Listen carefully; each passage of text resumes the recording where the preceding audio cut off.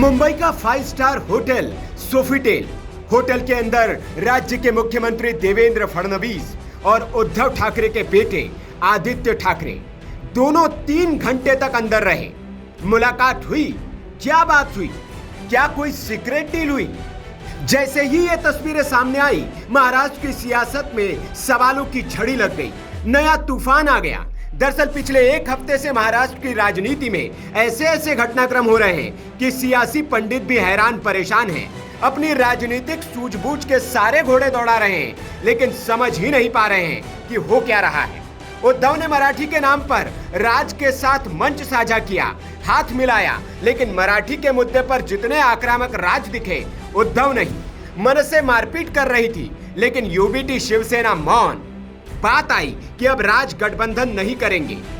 इधर कुछ दिन पहले विधान परिषद में सीएम फडणवीस ने खुलेआम शिवसेना यूबीटी के मुखिया उद्धव ठाकरे को सरकार में आने का ऑफर दे दिया।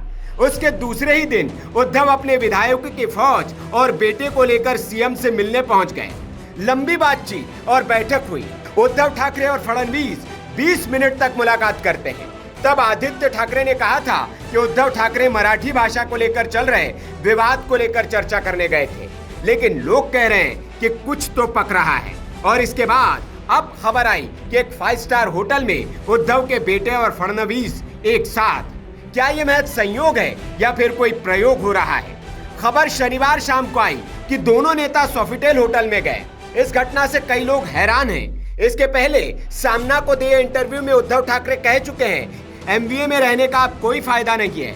मतलब वे कांग्रेस और एनसीपी के गठबंधन से आउट होना चाहते हैं। तो क्या उद्धव अपने पुराने घर वापसी करना चाहते हैं? उनको अपनी गलतियों का एहसास हो गया है और घटते सियासी रसूख को वापसी पाने के लिए बीजेपी की शरण में जाने को तैयार हो गए हैं। हालांकि सूत्र बता रहे हैं कि दोनों नेता अलग अलग कार्यक्रमों के लिए होटल में गए थे। बताया जा रहा है कि दोनों नेताओं की अंदर मुलाकात भी नहीं हुई। मुलाकात के बाद आदित्य ठाकरे होटल से निकलते हुए दिखाई दिए।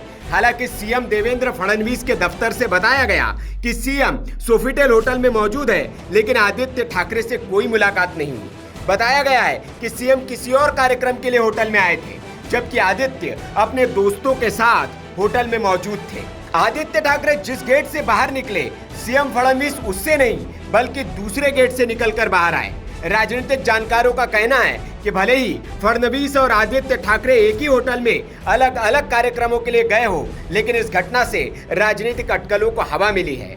लोगों के मन में सवाल उठ रहे हैं कि क्या भविष्य में बीजेपी और शिवसेना यूबीटी फिर से साथ आ सकते हैं। हालांकि दोनों पार्टियों के नेताओं ने फिलहाल इस संभावना को खारिज कर दिया है, लेकिन राजनीति में कुछ भी संभव है, क्योंकि फडणवीस और शिंदे के बीच मनमुटाव चल रहा है। इसकी खबरें भी आए दिन सामने आते रहती है और इसलिए फडणवीस अब गलती को दोहराना नहीं चाहते। वो प्लान बी तैयार रखना चाहते हैं और शायद इसीलिए उद्धव के साथ उनकी गलबहिया इन दिनों देखने को मिल रही है।